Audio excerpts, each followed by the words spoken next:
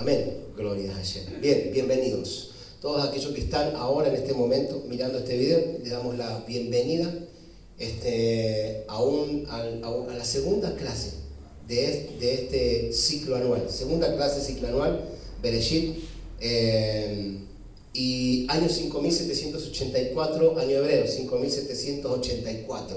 ¿Sí? 14 de octubre, ¿sí? Pero año hebreo, 5784, año gregoriano, 2023, todavía no entramos al 2024. Así que, pero ya han cambiado los tiempos. Ya han cambiado los tiempos y es lo que estamos hablando, ¿sí? Del cambio de los tiempos. Hoy vamos a tratar el quinto exilio. Vamos a tratar hoy el quinto exilio y tenemos mucho que aprender de esto. Así que damos gracias a Hashem y comenzamos. Bien, Bereshit, que significa principio, y hoy estando en el mes octavo, entrando al octavo mes conforme al calendario hebreo, ¿sí? Al octavo mes, que también significa comienzo.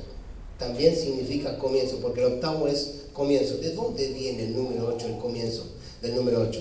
Bueno, el número 8 viene, entre otras cuestiones, para que podamos entender, ¿sí? Cuando Noah entró en el arca,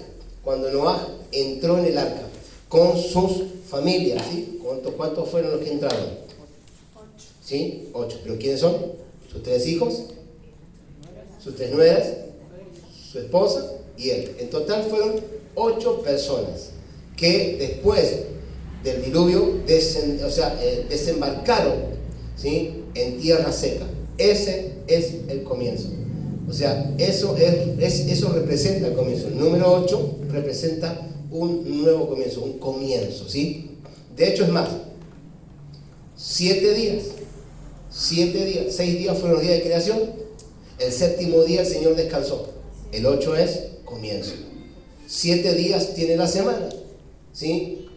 Cuando comenzamos de vuelta significaría día 1, pero ahí hay un nuevo comienzo. O sea que 7 y 1 son 8. Volvemos a empezar, un nuevo comienzo. El 8 determina un comienzo, ¿sí? Un comienzo, una nueva etapa. Así que, hablando de comienzos, estuvimos hablando la semana pasada, ¿sí? de lo nuevo de la antesala, de lo que vino sobre nosotros, de lo que vino sobre el mundo entero. Y hoy, sin dejar pasar el eclipse, ¿sí? Hoy, sin dejar pasar el eclipse, que acá no se vio mucho, pero se vio más en otros países. El eclipse solar es, el eclipse solar y lunar, que tiene que ver con juicio. ¿Sí? Ese es el último eclipse en este año. Tiene que ver con juicio. No es para menos casual. Así es. Porque la semana pasada comenzó el ataque a Israel. Y el eclipse se dio hoy, después de 7 días de llevar ataque. O sea que el número 8 es comienzo. Ahora comienza una nueva etapa en la guerra. Y comienza una etapa de juicio. Por eso decimos que tiene que ver todo con el Creador, pero no vamos a hablar de eso. Vamos a hablar de lo que a nosotros nos compete. Y debemos entender lo siguiente, que todas las naciones tendrán su juicio delante del Creador. Y debemos entender también algo muy tremendo, pero que nos da un alivio, un lapso de tiempo. Argentina será la última. Como nación, Argentina será la última en entrar en ese juicio. No se piensen que porque las corrientes de aguas están sacudiendo, las lluvias temporales están sacudiendo otros lugares, otras naciones, nosotros no vamos a pasar ese juicio. El juicio de agua viene, el juicio con agua viene, porque es un día de juicio. El agua viene a través de la corriente del Niño. A través de la corriente del Niño. El Niño hará en Argentina destrozos. El Niño, la corriente del Niño te traerá olas por encima del edificio más alto, por ejemplo, de Mar del Plata.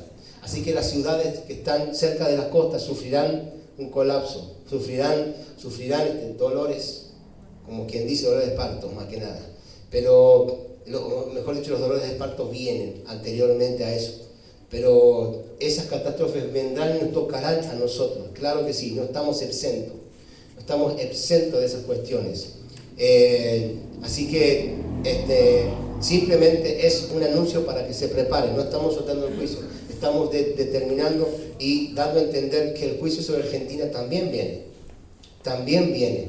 Y hay muchas personas que nosotros conocemos que han tenido sueños sobre las ciudades que están cerca de la costa. Una de ellas es Mar del Plata. Yo conozco 2 personas que han tenido sueños, obviamente, con inundaciones en Mar del Plata, y las olas pasaban por encima del edificio más alto de Mar del Plata. Así que obviamente, ¿esto qué es? Un llamado. ¿A qué? A arrepentirse. Esto no es específicamente causar miedo. Esto es un llamado a arrepentirse. Arrepentirse y volverse a los caminos de Adonai, a los caminos del Eterno, ¿sí? Buscar los verdaderos caminos, no meterse en cualquier lugar, porque hoy meterse en cualquier lugar buscando a Dios no lo van a encontrar. Lo mejor que hay específicamente es orar a Hashem, ¿sí? Y pedirle a Hashem que nos revele a qué lugar, ¿sí? ¿Cuál es el lugar? El cual nosotros debemos pertenecer, ¿me entiendes? Porque Hashem viene, o sea, el juicio viene, y no queremos después que se lamenten diciendo, me dijeron que me meta en las iglesias. No le digo que se meta en la iglesia. Le estoy diciendo que busque al Señor y que Dios la direccione. Y que Dios la direccione a un lugar verdadero, a un lugar con dirección, a un lugar con ministración, a un lugar que haya liderazgo, a un lugar que haya, que el Ruach de la Torá esté en medio nuestro, y obviamente podamos caminar el verdadero camino de la luz, ¿sí? El cual nos mantendrá a salvo de todo lo que viene sobre la tierra. Así que debemos entender que esto es un nuevo comienzo. Dijimos que era una era, la entrada a una era, la era mesiánica, y estamos transitando esa era, porque después de todo esto vendrá el Mashiach. No sabemos cuándo, pero vendrá el Mashiach. Así que vamos a seguir adelante con esto. Si quieres seguir más, si quieres ver más a los que están viendo esto, le aconsejo que vea el video anterior. Pero que está también en YouTube, en el canal Fares 4/7. Ahí está, ahí lo pueden ver. Nos pueden buscar y nos pueden ver. Bien, y si no, comuniquemos con nosotros y nos podrán buscar. En las redes también estamos. Pero después daremos las redes y los sitios que tenemos. Ahora bien, entonces, el quinto exilio tiene que ver con lo que estamos pasando, sí, totalmente. La Torá representa el pensamiento divino y el pasado, el presente y el futuro. La Torá representa el pensamiento divino, el pasado, el presente y el futuro, ¿sí? Y estos tres, el pasado, presente y futuro, están inscritos en ella. ¿En dónde? En la Torá. Desde el principio. Desde el principio podemos ver todas las cosas que nos van a acontecer. O sea que el final de los tiempos está oculto en la Torá, ¿sí? El final de los tiempos está oculto en la Torá. El profeta Isaías dice que, o sea, desde el principio, Bereshit dice, desde el principio el Señor hace todas las cosas, y está declarado que todas las cosas, todo lo que acontecerá en el transcurso del tiempo de redención. Y obviamente debemos entender que en Bereshit se dan todas lo que va a acontecer en forma de semilla, en forma de principio. Hay que obtenerlas, hay que escudriñar para poder entender qué es lo que está aconteciendo.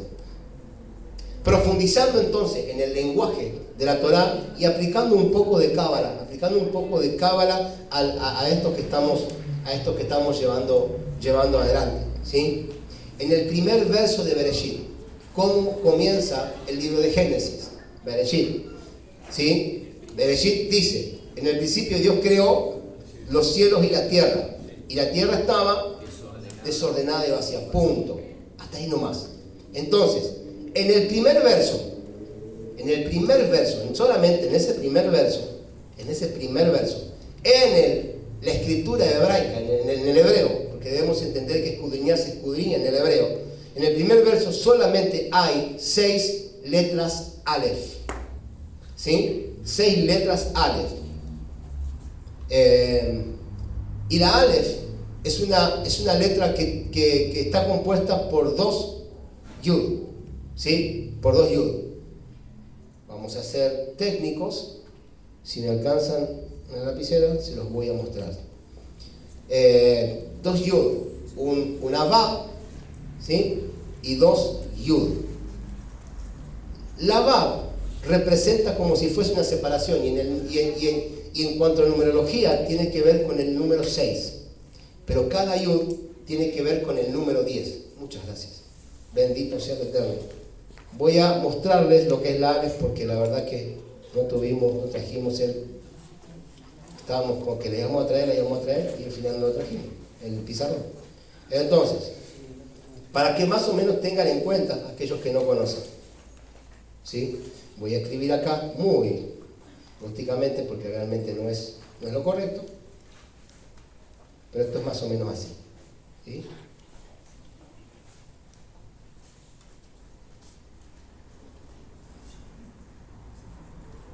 Más o menos la letra Aleph, ¿se nota?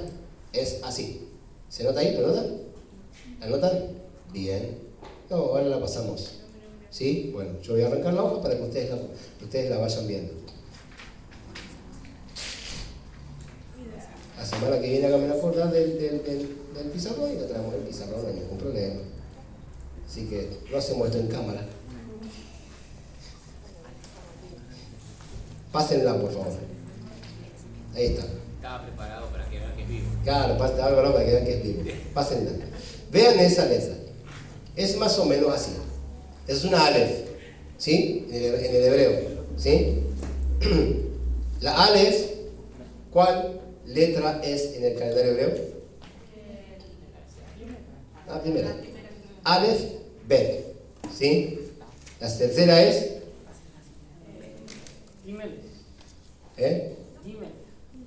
¿y la cuarta? Exactamente. Bien. Aleph. ¿Ven eso? El palito que está invertido, así, ese palito se llama Vav. Y tiene número 6. Tiene numerología del 6. Cada, como quien diría, cada uno de los jeroglíficos arriba y abajo significa, eso se llaman Yud.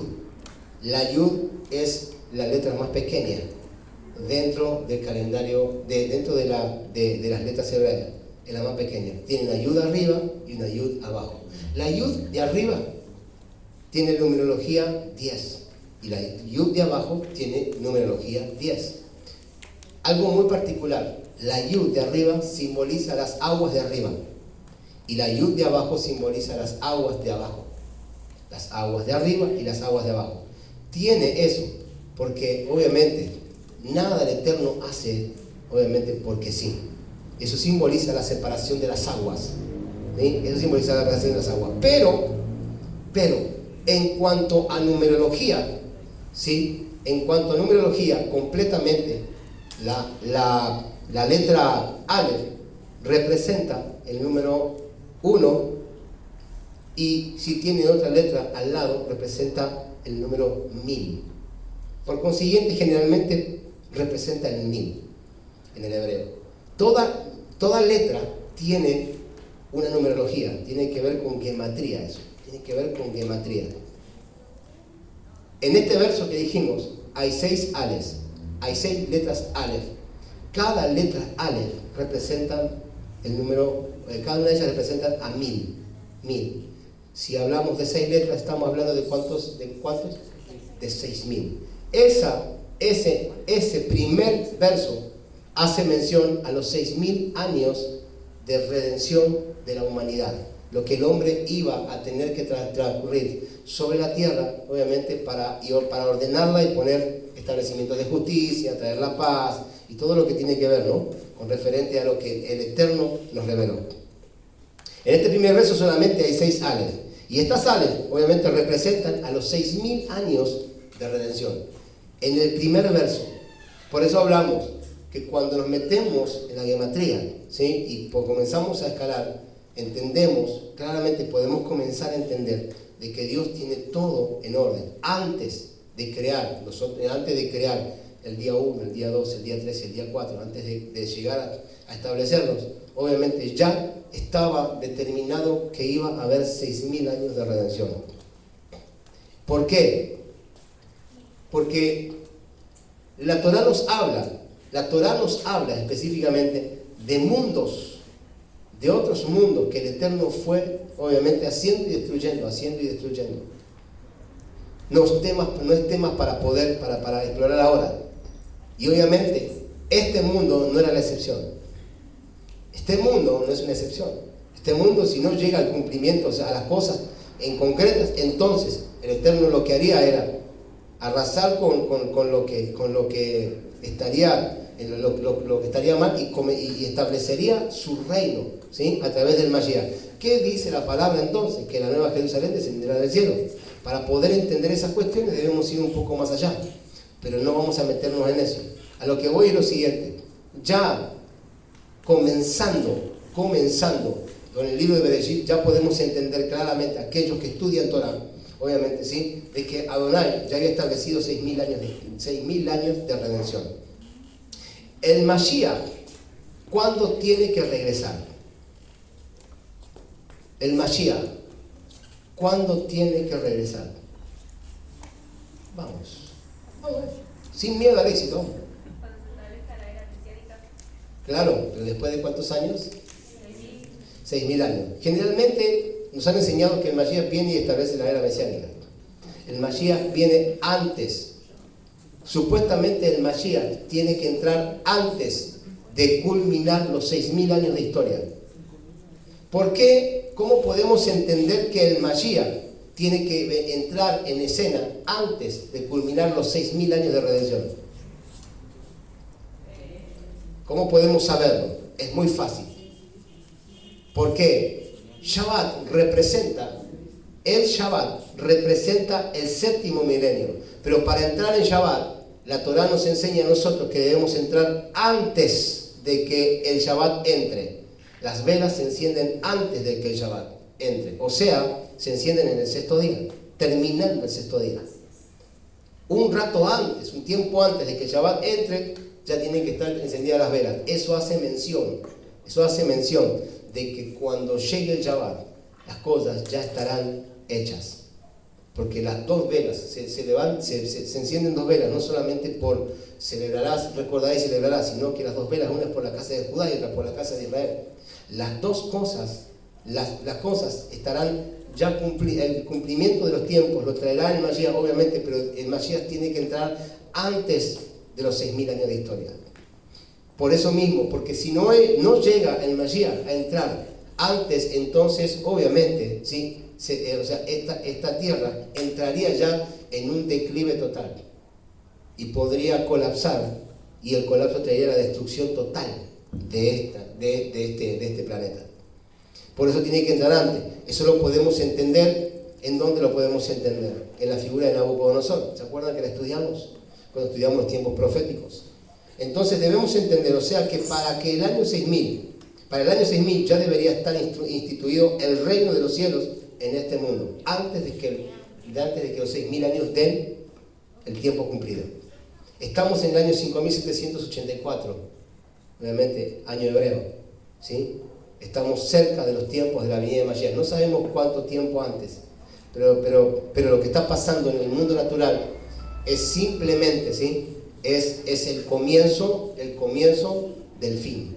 Es el comienzo del fin, obviamente, ¿sí? Y esto no lo para nadie más que el Mashiach.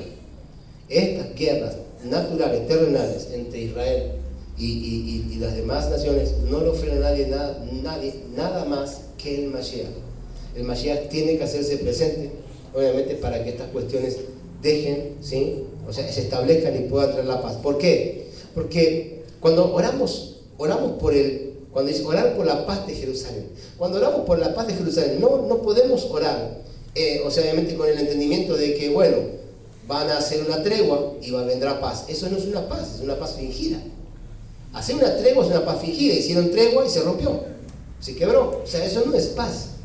¿Me entienden? No podemos orar por la paz, obviamente, de Jerusalén, y obviamente entender que la paz se va a hacer a través de treguas, y porque el hombre específicamente determinó que, bueno, va a hallar paz con ciertos requisitos. Pero si violas esto, entonces no va, o sea, rompemos la tregua y vamos a la guerra. Eso no es una paz. Bueno, no es una shalom. Eso es una paz fingida. Entonces, cuando oramos por la paz, tenemos que entender que estamos orando por la shalom que trae el Mashiach. ¿Me entienden? Cuando dice orar por la paz de Jerusalén, estamos orando por la shalom que trae el Mashiach. Y por ende, entonces oramos para que el Mashiach venga pronto. ¿Sí? Ven, Mashiach, ven.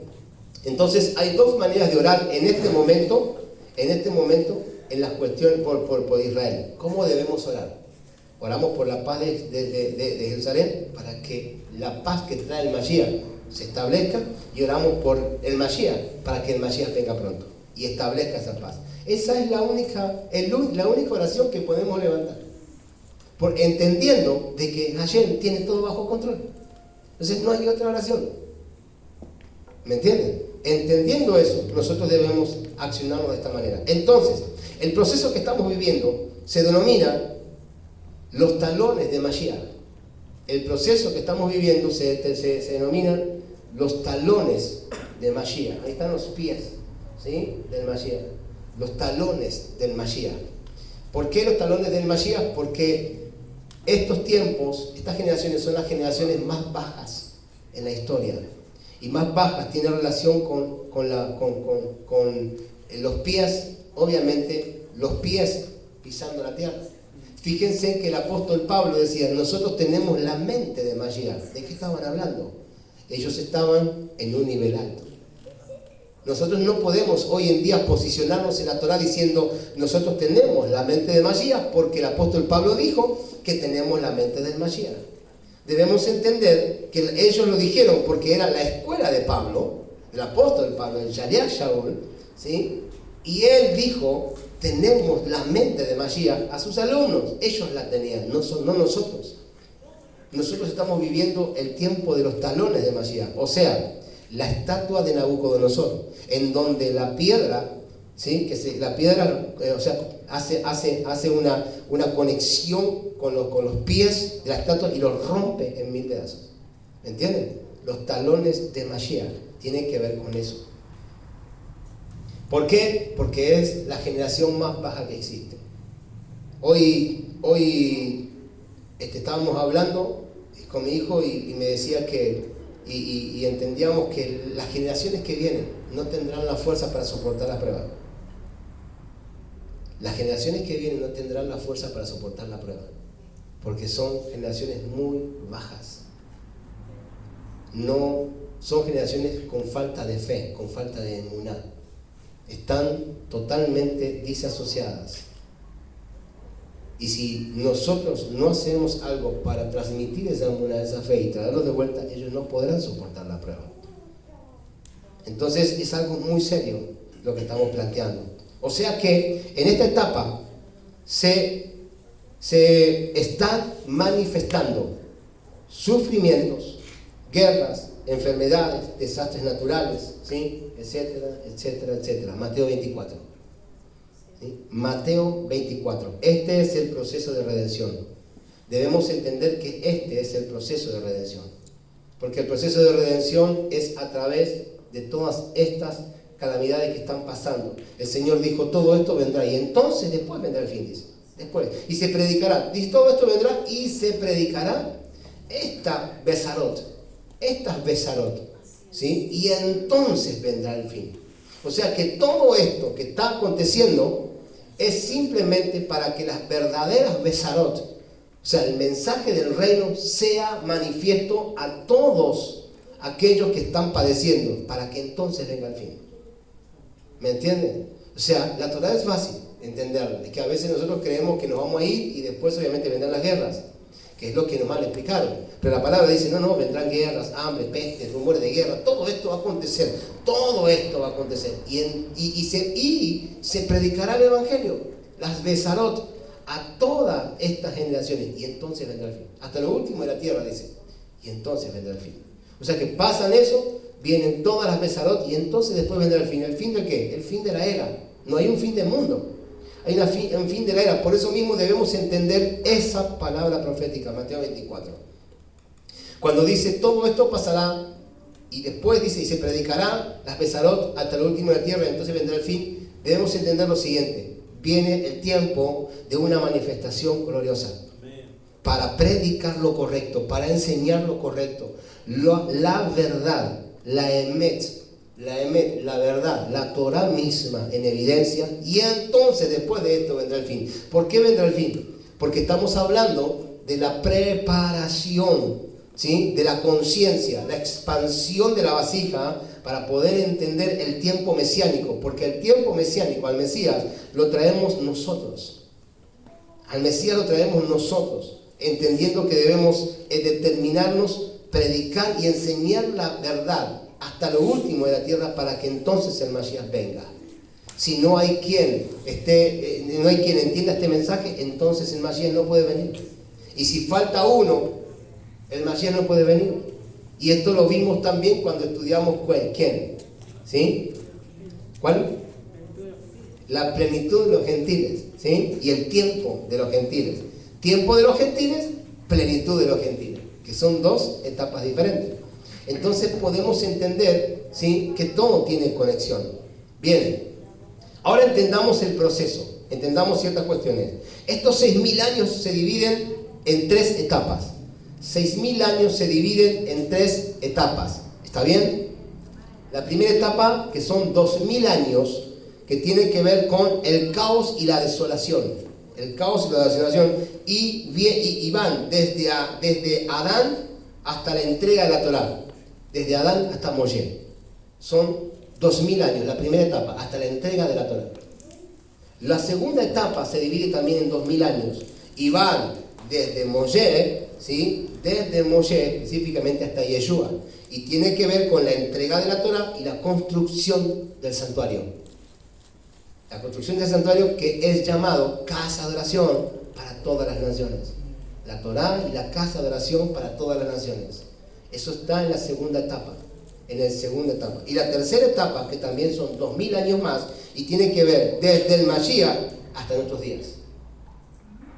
Desde el Mashiach hasta nuestros días. Esos son otros 2.000 años. Son la tercera etapa. Esto hace mención a que la primera etapa tiene que ver con el caos, la segunda etapa tiene que ver con la Torá y la tercera etapa tiene que ver con el Mashiach. ¿Sí? Donde hay caos tiene que infundirse la Torá, porque la Torá trae, ¿sí?, trae el orden en todo sentido, y entonces el orden trae al Mashiach. Nos corresponde a nosotros establecer el orden, no al Mashiach. Al Mashiach no le corresponde establecer el orden, el Mashiach viene a reinar. Nosotros debemos establecer el orden. Nosotros debemos, obviamente, preocuparnos por aprender y por establecer y predicar la verdad para que el Mashiach venga. O sea, levantar pendón entre los pueblos, ser luz a las naciones para que el Mashiach venga. De lo contrario, el Mashiach no viene. ¿Me entienden? Por eso mismo tenemos una gran responsabilidad. A partir de la destrucción del templo en el año 70, desde ahí surge la redención final. Desde que la destrucción, desde que el templo fue destruido, a partir de ese momento comenzó la redención. No esperemos tiempo de redención, porque el tiempo de la redención ya está fluyendo. Ya está fluyendo. Desde aquel momento, o sea que la redención ya está sucediendo desde aquel momento y aún en nuestros tiempos. ¿Sí? O sea que el Mashiach está pronto ¿a qué? A revelarse. El Mashiach está pronto a revelarse, porque estamos hablando de 6.000 años y ya estamos llegando. El Mashiach está pronto a revelarse y se tiene que revelar antes de culminar los 6.000 años de historia. Entonces, con referente a eso, vamos a ver temas de exilio. ¿Sí? Con referente a eso vamos a ver temas de los exilios, obviamente. ¿Y qué exilio estamos transitando en estos tiempos? ¿Sí?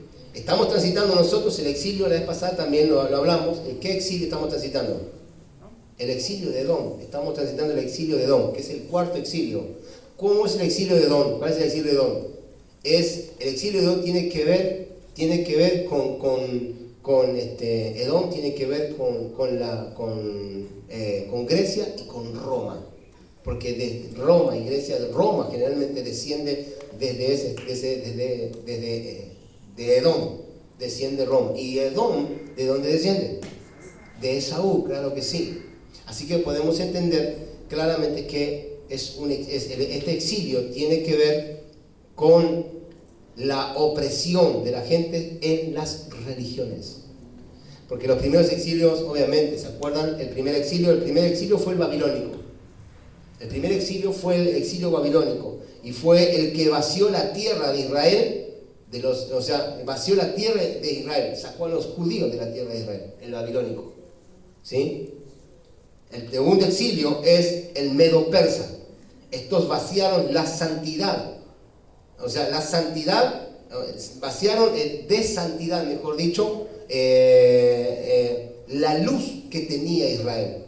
La luz que tenía Israel, la santidad, obviamente ellos vaciaron de santidad, la santidad que tenía Israel, la luz, ellos la vaciaron, porque obviamente transgredieron, hubo mucha transgresión específicamente. El tercer exilio fue el griego. Estos obviamente oscurecieron la sabiduría de la Torá a través de su filosofía, que dijo el apóstol Pablo: ten cuidado con las doctrinas, con los vientos de doctrina, con las filosofías extrañas, con los vientos de doctrina, dice. Aún si hay alguna otra persona que no es que, aún yo, dice, ten cuidado aún de mí, si vengo a predicarte algo en contra de esta Torá, dice, de estas pesadas, no me creas, aún a mí no me creas. Por eso le dice: ten cuidado de ti mismo, de no sacarte del propósito, de que tú no te saques del propósito. Ten cuidado de ti mismo, porque dice: ten cuidado del yeser hará, de la mala intención que hay dentro tuyo, que querrá sacarte del propósito. Querrá venir a hablarte, obviamente, de que esto no es lo correcto. No le creas. Dice: ten cuidado. Entonces, después de la muerte del apóstol Pablo, se vino una corrida tremenda sobre los apóstoles del primer siglo, hasta el punto obviamente que fueron perseguidos. 4:16 de Primera de Timoteo. Claro, Primera de Timoteo 4:16, ¿qué dice? Ten cuidado de ti mismo y de la doctrina, persiste en ello, pues haciendo esto te salvarás a ti mismo y a los que te oyeren. Haciendo esto te salvarás a ti mismo y a los que te oyeren. ¿Me entiendes? La salvación viene de la Torá. Por eso que no se entiende. Por eso que aquellos que predican mal al apóstol Pablo están construyendo sus propias tumbas. Se están construyendo porque no están entendiendo qué es lo que están predicando. Entonces el tercer exilio tiene que ver con el oscurecimiento. Ese oscurecimiento en la línea de tiempo se llama 1500 años de oscuridad. Eso siempre lo hemos estudiado. 1500 años de oscuridad, en donde no hubo revelación de la Torá, porque estos con su filosofía, ¿sí?, apagaron la luz de la Torá. ¿Me entienden? Tercer exilio. Y el cuarto exilio es el exilio edomita, o el exilio de Roma, ¿sí? El que estábamos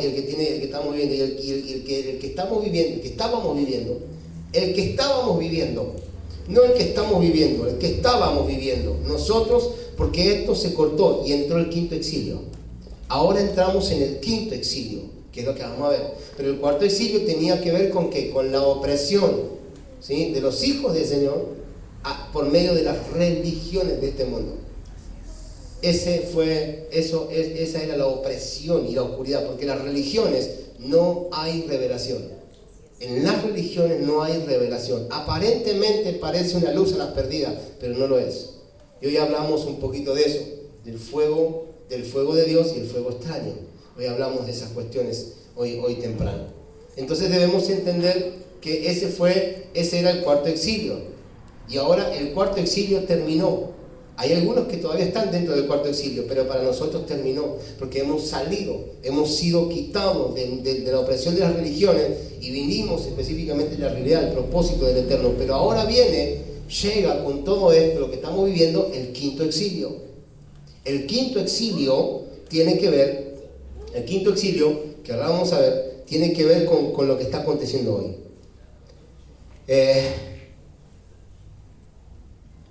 Fíjense lo que dice el verso número 2 de Bereshit. Y el Ruach de Elohim sobrevolaba sobre la faz de las aguas. ¿Dice eso? ¿Sí, no? ¿Sí? Dijimos que hay muchas interpretaciones de los primeros versos de Bereshit. Hay 900 interpretaciones, obviamente, verdaderas, determinadas por los rabinos, verdaderas. Hay 900 interpretaciones. Imagínense qué profundidad tiene la Torah. ¿Me entienden? Y una de ellas es que ese Ruach que estaba sobrevolando sobre las aguas, era el Ruach, obviamente era el Mashiach. Una de las interpretaciones era el Mashiach, ¿sí? ¿Por qué? Porque las aguas representan las naciones. Las aguas representan las naciones, 70 naciones. ¿Se acuerdan que te dije recién? ¿Sí? La letra Aleph tiene 2 yud. La yud de arriba simboliza las aguas de arriba. La yud de abajo simboliza las aguas de abajo. El Mashiach, el Ruach, el Mashiach, ¿sí? Estamos hablando vuelvo a repetir, no hace falta que yo lo explique a ustedes, pero vamos a explicarlo para los que están viendo este video. Estamos hablando proféticamente, porque el Ruach, ¿sí?, es el Ruach de Elohim, pero proféticamente eso es el Mashiach, porque estamos viendo una visión profética de Bereshit, y viendo esta visión profética, siendo el Ruach sobrevolaba las aguas representan las naciones, 70 naciones, y de ahí todos sus derivados, pero la realidad es que son 70 naciones. De ahí hay muchas derivaciones porque obviamente las naciones fueron divididas, pero hay 70 lenguas, hay muchas más, pero son simplemente mezcla, conjugaciones de conjugaciones, ¿sí? Así que hay 70 lenguas y 70 naciones específicamente. Él sobrevolaba las aguas, estaba sobrevolando las aguas de abajo, ¿me entienden? Sobrevolando las aguas de abajo. Las aguas representan las naciones. La paz verdadera es para todas las naciones. Entonces, entendiendo este diseño profético, si el Señor, si el Elohim, si el Ruach hace mención proféticamente también al Mashiach sobrevolando las aguas, es que el Mashiach trae la paz, la Shalom para las 70 naciones. El Mashiach es para todos. ¿Me entienden? El Mashiach es para todos, aunque no todos lo acepten, pero el Mashiach es para todos. Y nos asombraba algo que queríamos, que hoy hablábamos con Lautaro, porque obviamente siempre escuchamos que no queremos menospreciarlos ni tampoco queremos ponerlos mal en evidencia. Es que simplemente lo que voy a decir ahora es que no es que no tengan entendimiento, es que a veces lo hacen celosamente, lo que voy a decir ahora. Pero tiene que ver con el judaísmo. El judaísmo habla de los hijos de Noah, los Benei Noah. Y dicen que el judaísmo dice que para un hombre que no pertenece al judaísmo, obviamente el hombre no tiene Neyamá. No tiene Neyamá porque y tampoco se le puede enseñar Torah, porque no tienen Neyamá. ¿Me entienden? O sea, el problema que existe en todo esto es que, vuelvo a repetir, hay quienes no acepten la Torah, entonces tal vez no tengan Neyamá, porque la Neyamá es el alma iluminada, es el alma en donde radica la Torah, ¿sí? Pero tal vez hay quienes no lo quieran aceptar, y entonces en ese tema tengan razón, en ese tema, pero no tienen razón con aquellos que realmente, obviamente el Ruach de Torah los busca para entregarles la revelación. ¿Me entiendes? Porque no es que no sea para todos. El Mashiach es para todos, pero no todos lo recibirán. Entonces tampoco podemos ver mal, ¿sí?, cuando ellos dicen, sino que debemos nosotros entender por qué lo dicen. Tal vez lo digan por eso, tal vez no, pero para nosotros eso está bien. Para nosotros entenderlo de esta manera está bien. Hay quienes no reciban la Torah, y entonces para ellos no es la Torah, porque ellos la están despreciando. Pero hay quienes, ¿sí?, obviamente la recibirán y la están esperando y la están anhelando. Entonces cuando reciban la Torah, la Neyamá entrará en evidencia en ellos, porque la Torah obviamente hace que la Neyamá, ¿sí?, nazca en ellos, o sea, salga en ellos, obviamente, ¿para qué? Para traer luz a ellos y de esa manera a las naciones. ¿Cómo estamos con ¿40? Bien, vamos con la segunda parte, no se la pierdan.